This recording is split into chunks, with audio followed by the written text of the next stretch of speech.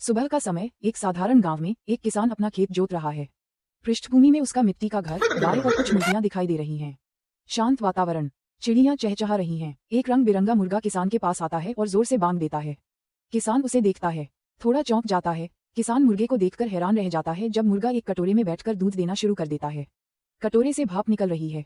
किसान की आंखें चौड़ी हो जाती हैं। अगले दिन गांव वाले इकट्ठा होते हैं। सब मुर्गे को देख रहे हैं, उसे घेरे हुए हैं। कुछ लोग अपने मोबाइल फोन से वीडियो बना रहे हैं। मुर्गा शर्मा जाता है। मुर्गा उत्साहित होकर कहता है, क्या मैं तुम्हें भी एक अंडा दूं? सब हंसते हैं। किसान भी हंसता है और मुर्गे को अपनी गोद में उठा लेता है। स्क्रीन पर लिखा है, कल्पना कीजिए कि अगर मुर्गा दूध देगा तो अंडा कौन देगा? अरे मेरे मुर्गे दोस्त, तुम खाओ ना, क्यों खड़े होके इधर परेशान हो? खाओ दाना, आ जाओ। अरे मुर्गे बेटा कहाँ? मेरी मुर्गी किसी और के साथ भागी जा रही है मालिक, मैं वहीं जा रहा हूँ, उसे संभाल ले। नहीं, तुम कहीं नहीं जा सकते हो। भैया साहब, भैया क्या कर रहे हो? मुझे छोड़ दो ना।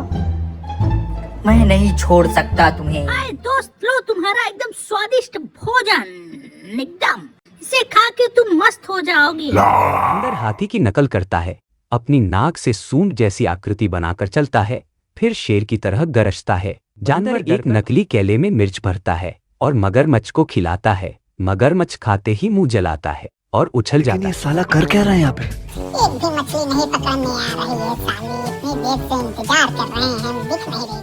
काली बिल्ली, क्या कर रही है यहाँ पे तू? अरे मेरे मुर्गे दोस्त, दूर रहो हमसे। जाओ दोस्तों, मेरे पीछे पीछे क्यों खड़े हो गए? आओ ना, आओ ना। वाह, कहाँ जा रहा है बंदर? जंगल में एक बंदर था जो हाथी जैसा दिखता था। लोग उसे देख के डर जाते थे, लेकिन वो बहुत दयालु था।